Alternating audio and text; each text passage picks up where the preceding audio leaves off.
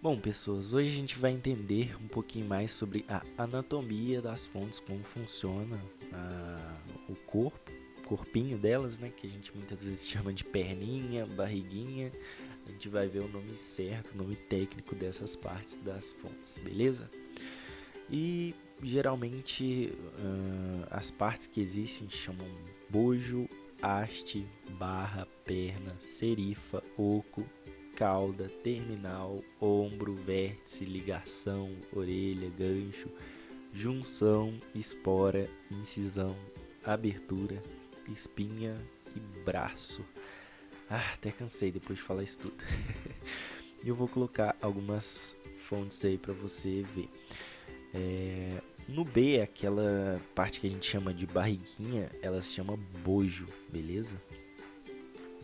No T, por exemplo, a gente tem aquele corpo dele, aquela parte reta, chama haste. Toda fonte tem uma haste, que é o que segura a fonte, né? O sustento principal da fonte. No F, por exemplo, a gente tem aquele cortezinho nele, né? Que forma a parte de baixo. Aquela parte é denominada de barra.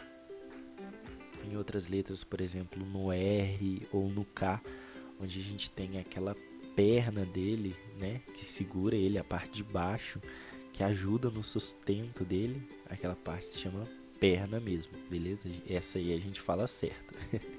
As terminações, como a gente viu, elas chamam serifas, elas ajudam principalmente na leitura, quando é uma leitura muito longa, que tem aí muito texto, né? Por exemplo, um livro. No que, por exemplo, a gente pode dar um exemplo do oco, que é aquela parte, o centro dele, aquela parte oca, né? No O também. E no que a gente tem a cauda também, beleza? Novamente no R, dessa vez no R minúsculo, a gente pode perceber um terminal nele, né? Aquela partezinha de cima que forma uma bolinha, aquilo lá chama terminal. No N a gente pode ver o ombro do N, aquela parte que liga uma haste a uma perna ou uma haste a outra haste. Aquela parte que faz aquela curvinha se chama ombro, beleza? No A maiúsculo a gente também pode ver a barra e a gente vê a parte de cima dele, que forma aquele triângulozinho, né? Aquela parte chama vértice, beleza? No G minúsculo a gente consegue perceber uma parte que chama orelha, que é aquele pontinho de cima dele, tá? A gente costuma dar nome de parte humana mesmo nas fontes. Tem a ligação, que é aquela parte que junta o gancho, no outro nome, né? O gancho é aquela parte de baixo dele.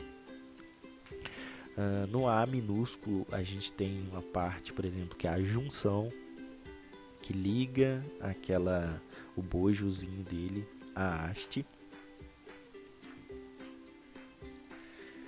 Em outras fontes, por exemplo, como o D minúsculo, a gente tem uma espora embaixo ali, beleza?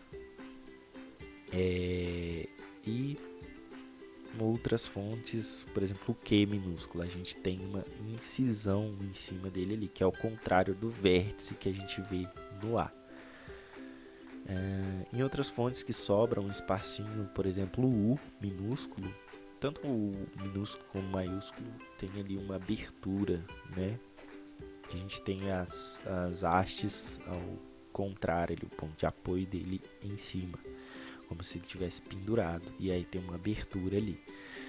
No S, aquela curvinha central do S a gente chama de espinha, beleza? Porque ela não é uma haste, ela não é reta, ela sustenta o S, mas de forma curvada, e essa parte se chama espinha.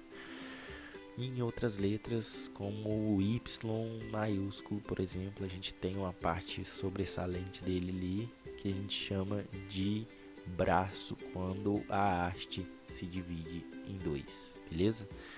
E essa foi a aula de hoje, a gente aprendeu um pouquinho sobre a anatomia das fontes, beleza? E é isso aí, até a próxima.